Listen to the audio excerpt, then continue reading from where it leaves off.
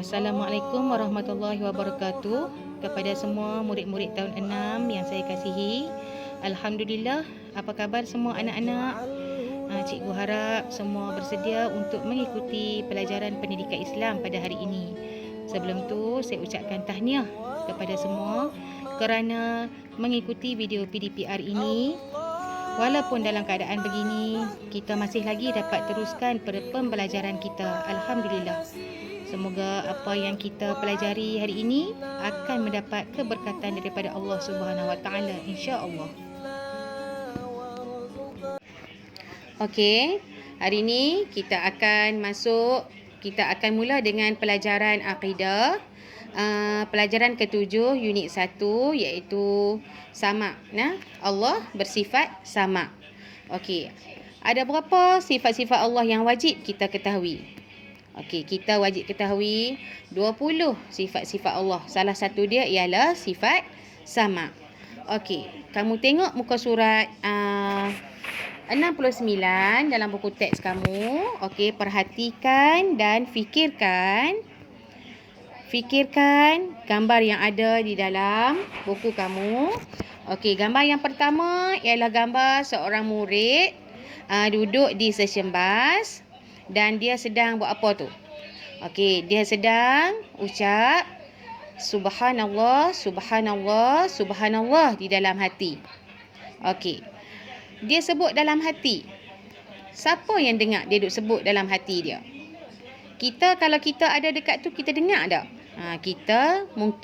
Kita takkan dengar sebab yang tu dia bercakap di dalam hati. Tapi Allah ni dia Maha mendengar.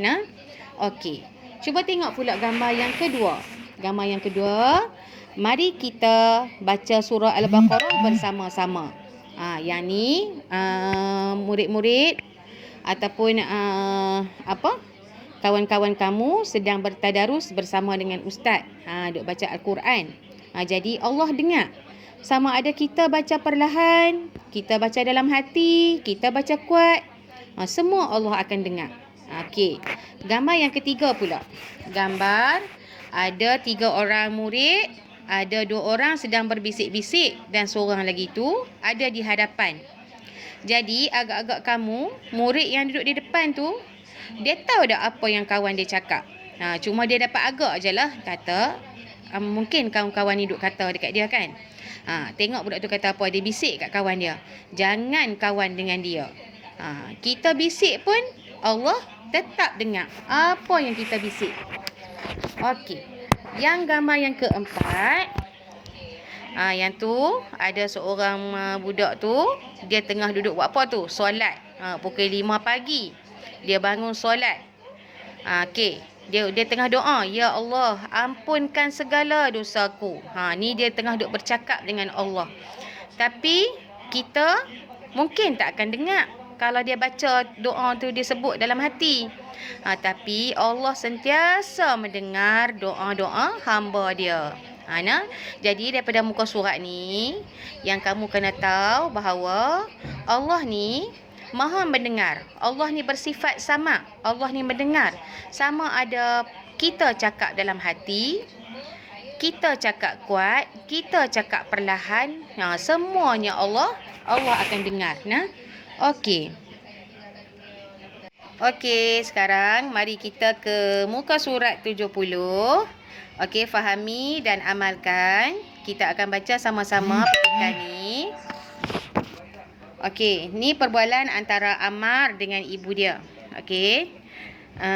Ibu, saya rasa gemetar untuk menghadapi pertandingan robotik esok hari. InsyaAllah Ammar boleh buat yang terbaik. Pastikan Ammar membaca doa sebelum pertandingan itu nanti. Doa apa ibu? Bacalah doa penenang hati sayang. Doa memohon dimudahkan urusan dan doa-doa yang lain. Doa boleh dibaca dengan kuat atau dalam hati sahaja. Bukankah Allah mempunyai sifat sama? Sifat sama itu apa ibu?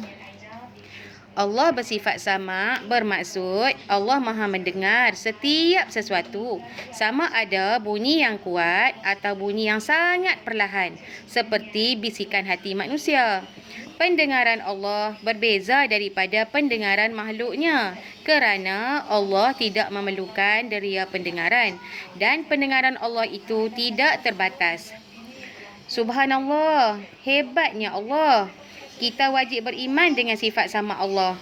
Allah yang Maha mendengar akan setiap sesuatu dengan sentiasa berhati-hati pada setiap pertuturan dan bisikan hati kita.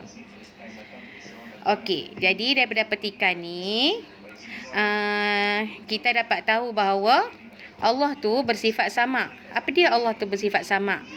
Allah bersifat sama tu maksud dia Allah tu Maha mendengar. Allah mendengar sama ada bunyi tu kuat ataupun bunyi tu sangat perlahan, seperti bisikan kita di dalam hati. Semua Allah dengar. Tapi kalau kita manusia ni, kita akan dengar benda yang kuat-kuat saja. Nah, okey, hebatnya Allah ni. Nah, okey. Okey, sekarang kita ke muka surat 71. Okey, semua bersedia dengan muka surat 71. Okey, kita tengok pula dalil naqli dan dalil aqli. Nah, yang menerangkan tentang Allah bersifat sama. Okey, cuba tengok dalil naqli Allah bersifat sama. Firman Allah dalam surah Al-Baqarah ayat 224 yang berbunyi A'udzubillahi minasyaitonirrajim. Bismillahirrahmanirrahim. Wallahu sami'un alim. Okey, maksudnya dan ingatlah Allah sentiasa mendengar lagi sentiasa mengetahui. Okey, dalam ayat ni Allah menerangkan kepada kita bahawa Allah Maha mendengar. Allah Maha mendengar. Allah dengar dan Allah tahu. Sama ada perbuatan kita tu, sama ada percakapan kita tu kuat, sama ada bisikan, sama ada kita cakap dalam hati. Kiranya semua Allah tahu. Dalam Al-Quran Allah menyebut apa-apa yang kita cakap dan apa-apa yang kita fikirkan Allah tahu. Sebab Allah tu Maha mengetahui. Okey, saya nak kamu ulang dan baca dalil naqli ni. Okey, kita tengok pula kepada dalil aqli. Allah bersifat sama. Allah memiliki segala sifat kesempurnaan dan kemuliaan. Oleh itu, mustahil bagi Allah bersifat kekurangan seperti tidak boleh mendengar. Jadi dalil aqli ni ialah dalil daripada akal kita. Kita kena fikir, kita kena tahu bahawa Allah tu memiliki segala sifat yang sempurna. Allah tu Maha sempurna. Allah tu Maha sempurna. Allah tu Maha hebat. Allah tu Maha pencipta. Okey? Allah yang jadikan kita. Jadi mustahil Allah tu bersifat tidak sempurna. Okey? Jadinya berbeza dengan kita ni. Manusia ni serba kekurangan, tapi Allah ni hebat. Allah ni sempurna. Okey. Jadi daripada muka surat ni cikgu nak kamu ingat dalil naqli iaitu wallahu sami'un alim. Dan ingatlah Allah sentiasa mendengar lagi sentiasa mengetahui. Dan cikgu nak kamu ingat apa dia dalil aqli Allah bersifat sama. Bila ada orang tanya kita apa dia dalil naqli, kita boleh sebut wallahu sami'un alim.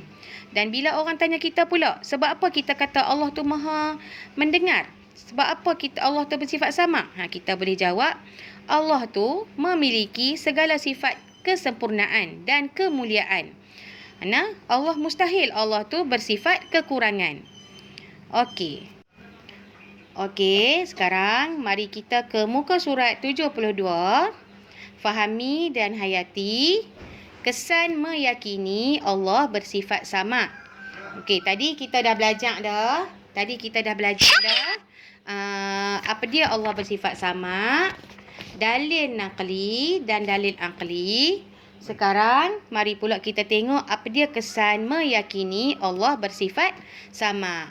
Okey, kamu tengok yang pertama. Kesan yang pertama bila kita dah menghayati, bila kita dah belajar Allah bersifat sama. Yang pertama, kita akan menjaga pertuturan dan bisikan hati. Tengok gambar yang pertama tu, ada murid tu dia sedang belajar, mungkin dia belajar banyak itu.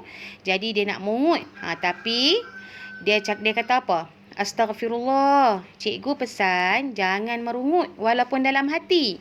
Jadi bila kita dah belajar semua ni, kita tahu Allah tu bersifat sama. Jadi kita akan teringat kata kita tak boleh merungut sebab Allah tu Maha mendengar.